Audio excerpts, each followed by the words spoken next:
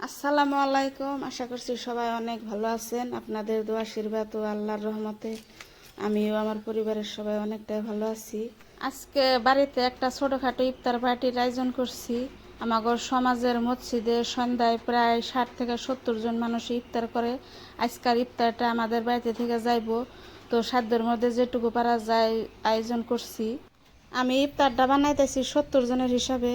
অনেক কাজ রোজা রেখে সবগুলা আমি একা একা করতে হবে, তো অনেকটা কষ্ট হইব। আপনারা সাথে থাকুন, কষ্টকে কষ্ট মনে করব না। তো সাথে থাকুন আমার ইফতার পার্টির আয়োজনের, আশা করছি ভালো লাগবে। রাখছিলাম তো এখন চাউল দিয়ে দিন, রাখিটা জাল হয়ে গেছে।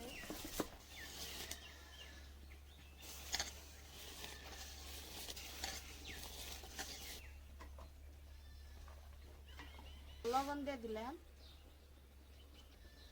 2 পিস দারুচিনি, 2-3টা এলাচ,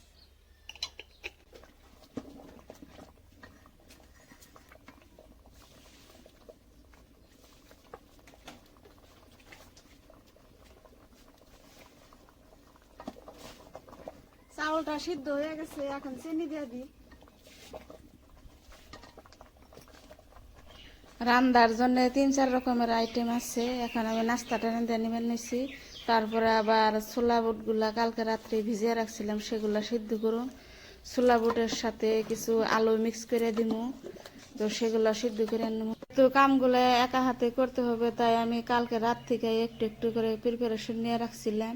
শুকনা মশলাগুলো আমি কালকে রাত্রে বানিয়ে রাখছিলাম, আদা রসুনও কালকে রাত্রে ছিলিয়ে রাখছিলাম।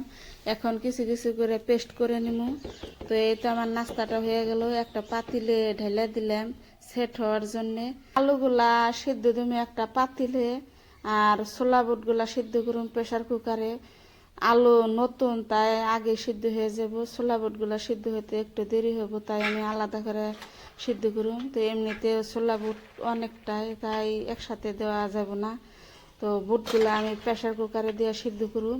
দিলে 2-3 বার দেওয়া লাগবো, তাই আমি লাহে লাহে একটু সময় থাকতে এগুলা সিদ্ধ করে নিতেছি। মাটির চুলায় আলু সিদ্ধ দিছি আর গ্যাসে বুট সিদ্ধ দিছি, এগুলা উঠিয়ে দিয়ে আমি মশলাগুলা পেস্ট করে নিবার নিছি। তো কাজের ফাঁকে কাজ না করলে সময়ে পারা যাবে না। লাগাইটা ভালো করে দিয়ে নিছি, এখন মশলা দিয়ে ম্যারিনেট করে দিয়ে দিব স্বাদ মতো লবণ, ধনিয়ার গুঁড়ি, জিরে আর গরম মশলার গুঁড়ি, হলদির গুঁড়ি, মরিচের গুঁড়ি, কাঁচা মরিচের পেস্ট, আদার পেস্ট, সরিষার তেল দিয়ে ভালো করে মাইখা নিই।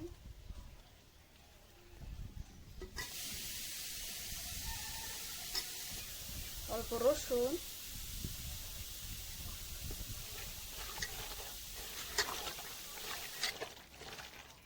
এখন এইভাবে 10 মিনিটের জন্য রেস্টে রেখে দিই। মাংসটা আমি আগে রান্না নেবো, তারপরে খিচুড়ির সাথে মিক্স করুন। তো এখানে ম্যারিনেট করে রাখছিলাম, 10 মিনিট হয়েছে। এখন মাংসটা রান্না নেবো। চুলায় কড়াই দিয়ে দিচ্ছি, তো কড়াইটা গরম হয়ে গেছে, দিয়ে দিলাম মিঠা তেল, দিয়ে দিলাম পেঁয়াজ কুচি, রসুন,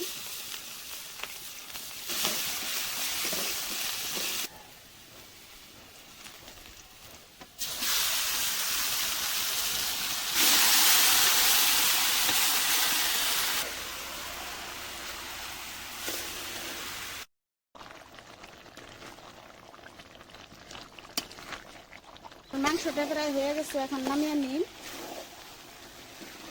খিচুড়ি রান্নার পরে তারপরে আবার খিচুড়ির সাথে এগুলা মিক্স করে দিন।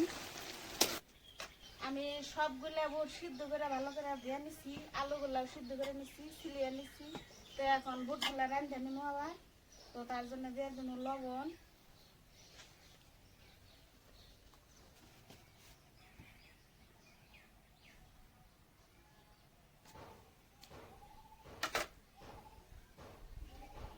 একটু রসুন দিয়ে দিলাম।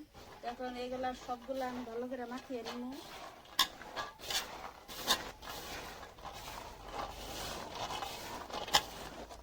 মশলা দিয়ে মাখানো আছে, তাই আমি আর তেলের মধ্যে কিছু দিলাম না, ডাইরেক্ট।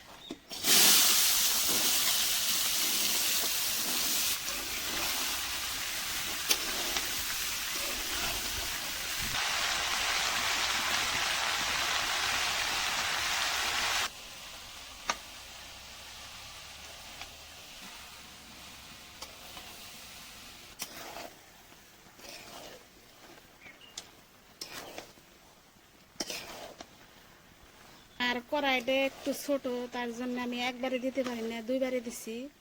তো এক কড়াই নামিয়ে নিছি আগে, এক কড়াই নামাইছি, কড়াই হইতেছে।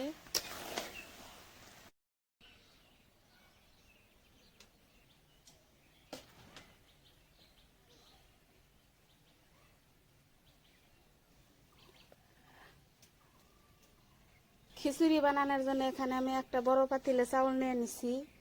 তো চাউলগুলা ধুয়ে এখানে পেঁয়াজের পেস্ট, রসুনের পেস্ট, কাঁচা লঙ্কা কুচি, ধনিয়া গুঁড়ি, লবণ দিয়ে দিছি, আর জিরা গুঁড়ি,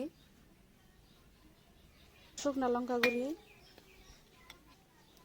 হলুদ গুঁড়ি, কয়েকটা তেজপাতা।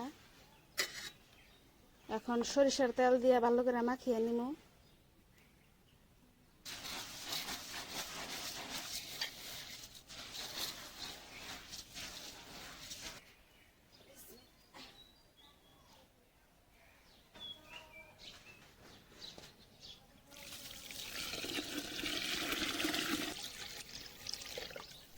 এখন সময় হয়েছে বিকাল 2টে। তো আমি খিচুড়ির চাউলটা রেডি করে চুলায় উঠিয়ে দিয়ে তারপরে যাবো গোসল করতে। গোসল করে জোহরের নামাজটা পড়ে তারপরে আবার এই তো ফল কাটতে আইছি। তো একটু আগ ধরে করতে হবে সবগুলা কাজই, কারণ এগুলো আবার মসজিদে নিয়ে যাব 1-1.5 ঘন্টা আগে।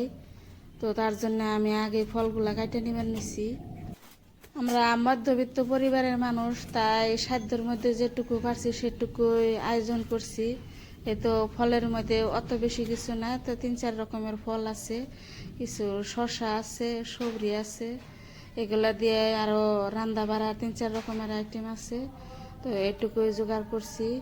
তো আশা করছি ভিডিওটা ভালো লাগছে।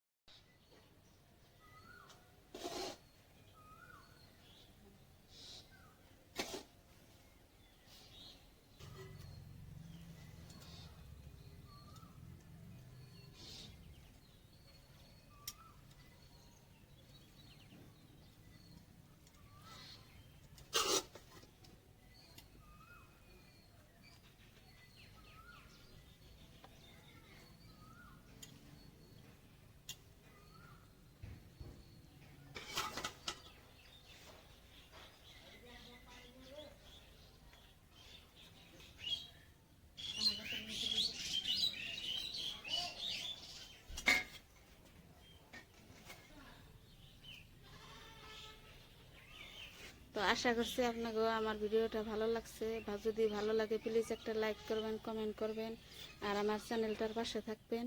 আজকের জন্য ভিডিওটা এই তুরি। খুদা হাফিজ, সবাই ভালো থাকবেন, সুস্থ থাকবেন।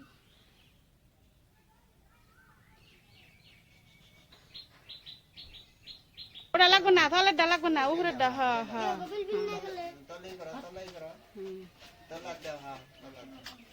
বিসমিল্লাহ করে বাকি নিয়ে যাও, পরে না জানি। হ্যাঁ,